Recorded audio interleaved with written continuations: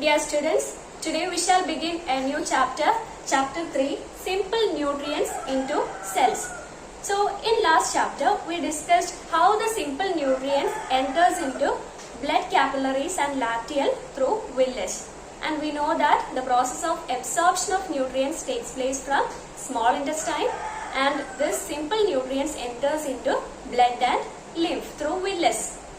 And these nutrients need to reach the cells for providing energy for carrying out various activities, isn't it? So how these simple nutrients reach near the cells through blood and lymph? So in this chapter we are discussing about how the simple nutrients reach the cells through blood and lymph. So first we need to understand all the details about blood and lymph. So let us study it first. So first we shall discuss the details about blood. What is blood or what are the components of blood? So we already know that blood consists of two components. One is plasma and then blood cells. So this plasma is in yellowish color and blood cells are in red color. But we are seeing the blood in red color. But there is plasma. But we can't understand by just viewing the blood. So for understanding the presence of plasma and blood cells separately, we shall do an experiment. So for this experiment, first we need to take some blood in a test tube, and after that we need to add a chemical EDTA. EDTA is a chemical which is ethylene diamine tetraacetic acid.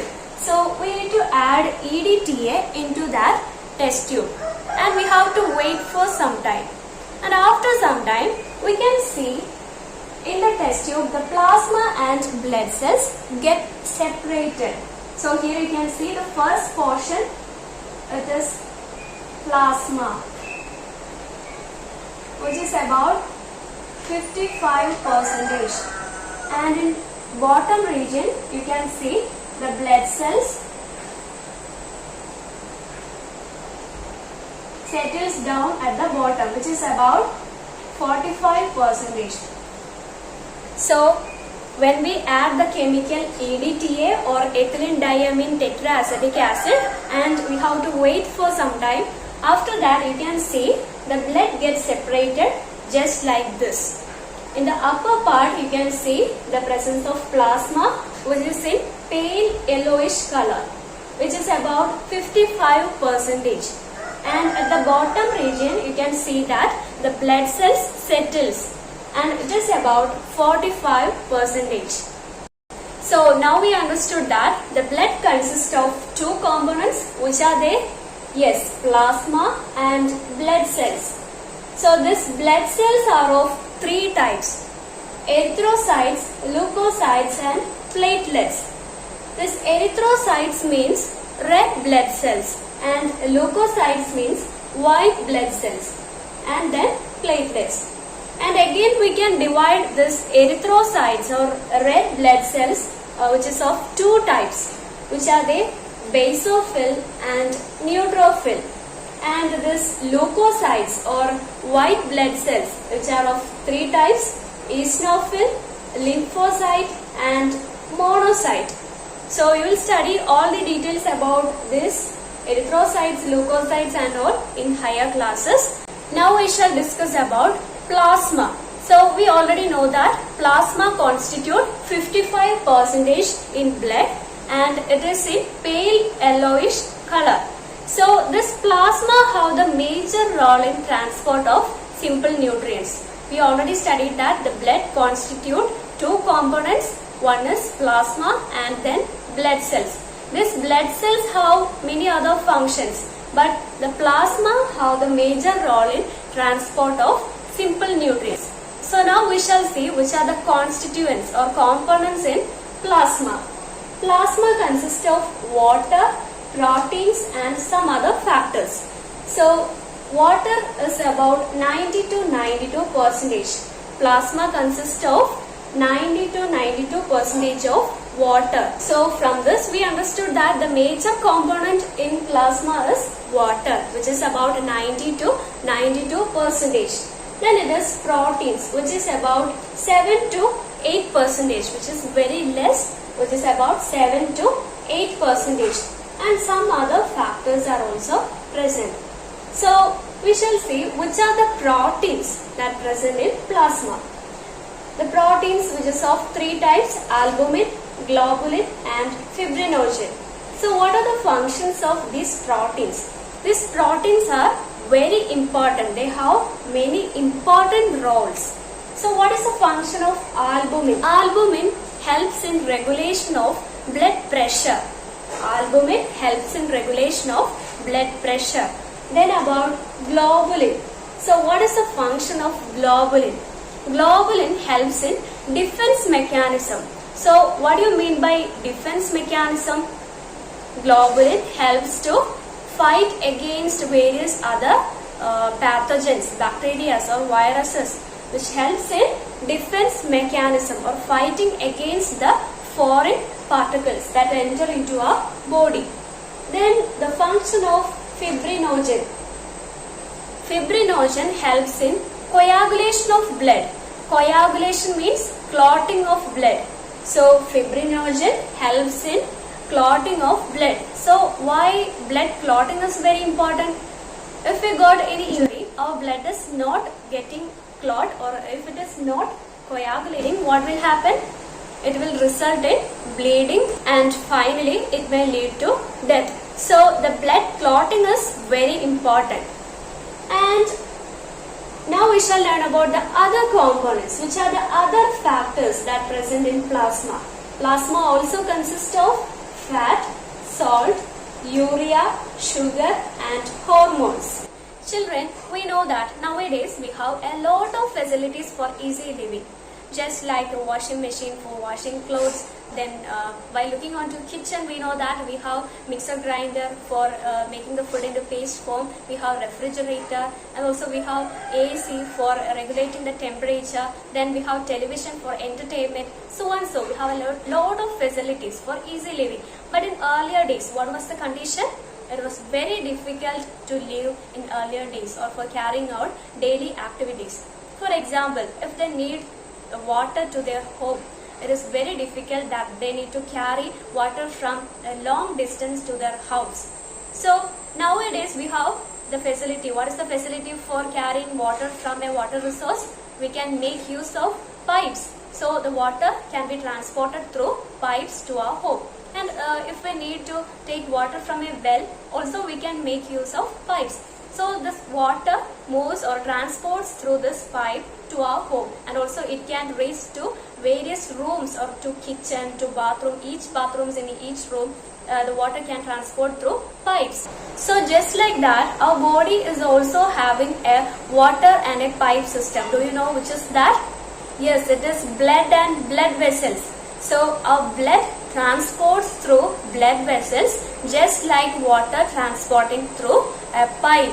So the blood can reach to different parts of our body through these blood vessels. So does the blood can simply move to the blood vessels? Does the water can simply move from a well to our house?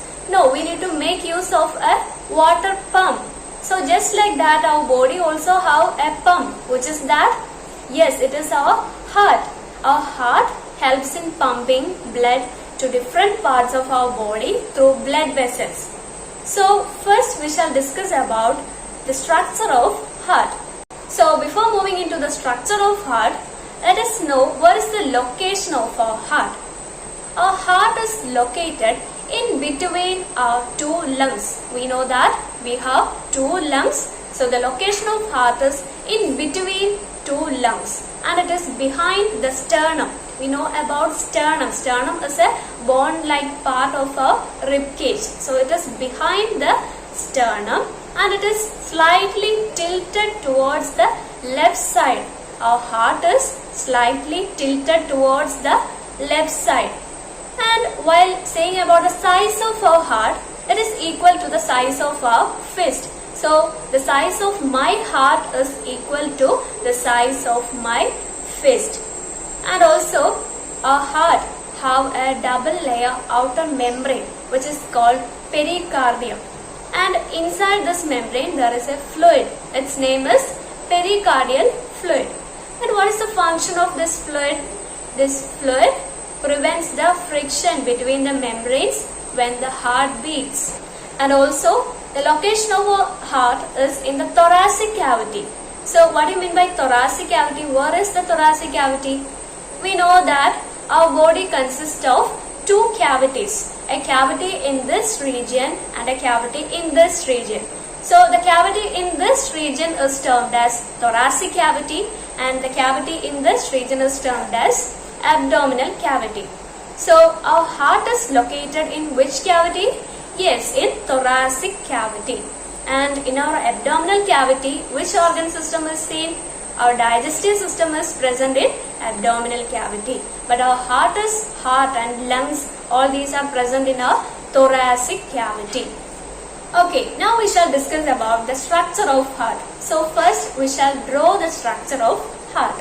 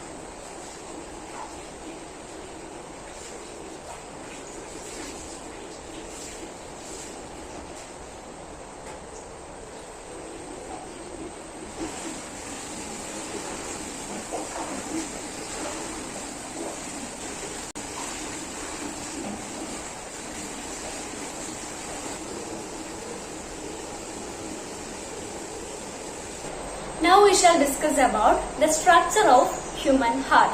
So this is the entire structure of our heart. And where is the right side of the heart? Here is my right hand. So this side is the right side of heart. So we can write R here. And this part is the left side of our heart. So we understood this part is the right side and this part is the left side. Now we shall see our heart consists of 4 chambers. 1, 2, 3, 4. Our heart consists of 4 chambers. 1, 2, 3, 4. Now we shall learn the name of these 4 chambers. So the first chamber is known as right atrium. So this chamber is termed as right atrium. Then this chamber is termed as right ventricle. This chamber is also known as atrium and this chamber is also known as ventricle. So we call this chamber as left atrium and this chamber as left ventricle. So let us say the names of 4 chambers once more. Right atrium, right ventricle, left atrium and left ventricle. Now we shall learn about the different blood vessels which are associated with our heart. So here you can see several blood vessels. Some of these blood vessels carry blood to heart and some others carry blood from heart. So first we shall learn which are the blood vessels that carry blood to heart. So this is a blood vessel which carry blood to heart. Now we shall learn what is the name of these blood vessels. These blood vessels are termed as vena cava. So this part, we know that the upper part we can call it as superior part. So we can call this blood vessel as superior vena cava and this one as inferior vena cava. So this one is superior vena cava and this one is inferior vena cava. So which are the other blood vessels that carry blood to heart? Let us find out. So in this both sides you can see yellow colored, which I represented it in yellow color. So these blood vessels, what is the name of these blood vessels? These blood vessels also carry blood to heart. Carry blood to heart. So we can call both these blood vessels as right pulmonary veins and this blood vessels as left pulmonary veins. So these are pulmonary veins and we call these blood vessels as right pulmonary veins and these as left pulmonary veins. So these are the blood vessels that carry blood to heart. So let us say it once more. Which are the blood vessels that carry blood to heart? Yes, superior vena cava, inferior vena cava, right pulmonary veins and left pulmonary veins. So these are the veins that carry blood to heart. And now we shall learn these blood vessels which carry blood to heart. We already studied about them. So to where they are depositing the blood, we shall find out. I already told you superior vena cava and inferior vena cava carries blood to heart. And they carry to which part of heart? Both superior and inferior vena cava carries blood to right atrium. And the pulmonary veins, what about pulmonary veins? They carry blood to which part of heart? Both right pulmonary veins and left pulmonary veins carries blood to the left atrium of the heart. So let us say it once more. Superior vena cava and inferior vena cava carries blood to right atrium of the heart.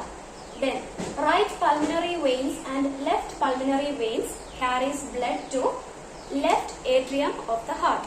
Okay, now we shall learn which are the blood vessels that carry blood from heart.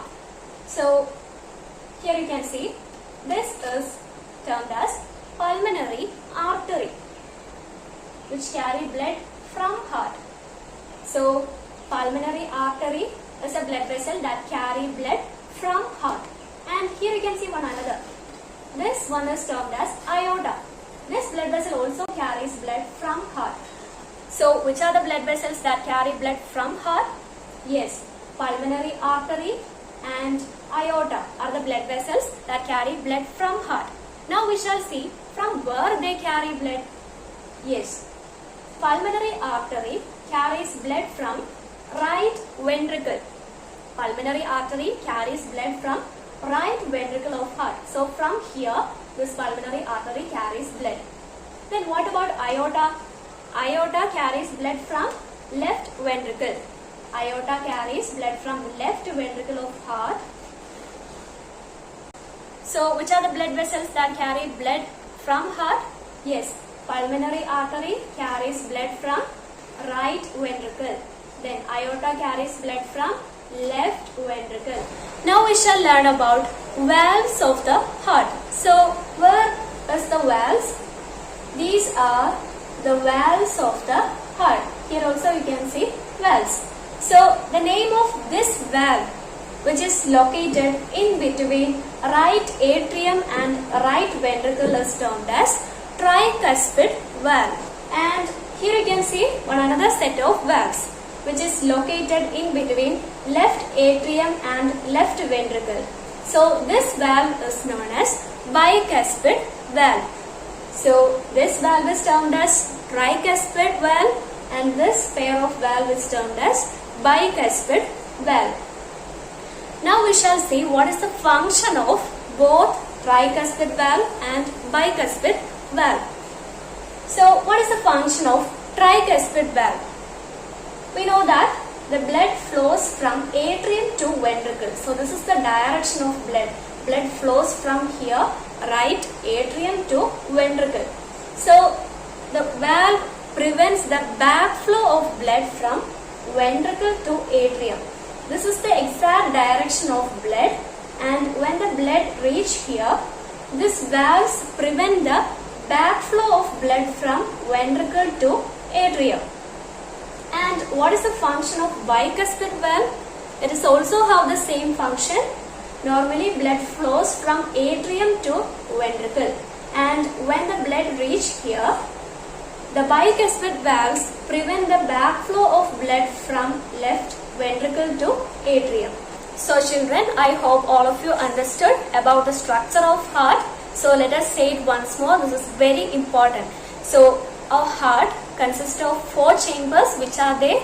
Yes, right atrium, right ventricle, left atrium and left ventricle. Then which are the blood vessels that carry blood to heart? Yes, superior vena cava, inferior vena cava carries blood to where? To right atrium. Then which are the other blood vessels that carry blood to heart? Yes, pulmonary veins. Right pulmonary veins and left pulmonary veins. Both right and left pulmonary veins carries blood to where? Yes, left atrium. Now we shall learn which are the blood vessels carry blood from heart. So which are they? Here you can see the pulmonary artery and aorta. So pulmonary artery carries blood from right ventricle and the aorta carries blood from left ventricle. And finally we shall learn about the valves. So the valve which is located in between right atrium and right ventricle is termed as tricuspid valve, and the valve which is located in between left atrium and left ventricle is termed as bicuspid valve. Then what is the function of both valves? Both the pair of valves prevents the backflow of blood from ventricle to atrium.